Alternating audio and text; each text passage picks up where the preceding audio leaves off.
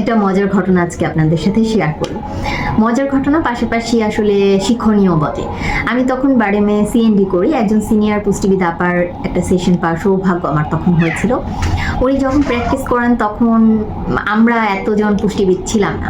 তো ওনার কাছে একজন পেশেন্ট এসেছিলেন, সেই অভিজ্ঞতার কথাই উনি বলেছিলেন। তো পেশেন্ট আসার পরে ডায়েট চার্ট লিখে দিয়ে নিচে লিখেছিলেন যে তেল 4 থেকে 5 চা চামচ। তো 1 মাস পরে যখন রোগী আসলো ফলো আপে, তখন জিজ্ঞেস করলেন ওই আপা যে কি কি সমস্যা হয়েছে বা কতটুকু মানতে পেরেছেন। তো রোগী বললেন যে সবকিছু তো মানতে পেরেছি, কিন্তু আপা তেলের ব্যাপারটা মানতে পারিনি। কেন মানতে পারিনি? বলে যে চামচে করে তেল মুখে দেওয়ার পরে আমি আর সেটা গিলতে পারি না, আমার কাছে খুবই বেস্বাদ লাগে। তো আপা তখন আমাকে বলেছিলেন যে আসলেই তো, আমি যদি লিখে দিতাম যে হচ্ছে রান্নার জন্য তেল, তাহলে কিন্তু এটা আসলে এরকম হতো না। তাকে আলাদা করে হচ্ছে মুখে তেল 4 চামচে খেতে হবে, এটা উনি ভেবেছিলেন।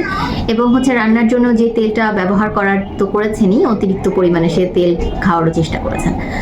আমাদেরকে ওই ক্লাসে আপা তখন বলেছিলেন যে আপনারা সবসময় লিখে রাখবেন মানে ডায়েট চার্টের নিচে যে রান্নার জন্য তেল। তো এই ঘটনাটা আমি যখন আমার ইন্টার্ন থাকে আমি ওদেরকে বলার হচ্ছে চেষ্টা করি এবং বোঝানোর চেষ্টা করি যে আমরা যেটা চিন্তা করি সেটা হয়তো পেশেন্ট চিন্তা করবেন না, বা আমরা যেটা আসলে বুঝবো পুষ্টিবিদদের ভাষায় অনেক রোগীরাই সেটা বুঝবে না। তাই চেষ্টা করতে হবে সহজ ভাবে আসলে ভেঙে বোঝানোর জন্য। অর্থাৎ ওই যে তেল কথাটা না লিখে রান্নার জন্য তেল কথাটা লিখতে হবে। তারপরে হচ্ছে অনেকেই হচ্ছে যখন ক্রিটিক্যাল অবস্থা থাকে তখন আমরা লবণটাও সীমিত করে দিই, তখন হচ্ছে বলতে হবে যে সর্বমোট লবণ। অনেকেই আবার এটা করে থাকেন যে রান্নার জন্য ওই লবণটা নির্ধারিত করে আলাদা করে কাঁচা লবণ নিয়ে নেয়, তো সেটাও আসলে উল্লেখ করে দিতে হবে।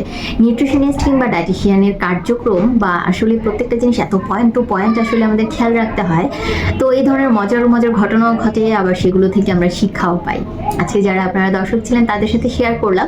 আপনারাও খেয়াল করবেন যে কখনো যদি কোনো কিছু আপনি হচ্ছে না বোঝেন বা সমস্যা মনে হয়, অবশ্যই ওই হেলথ প্রফেশনালসের কাছে গিয়ে ক্লিয়ার হয়ে যাবেন।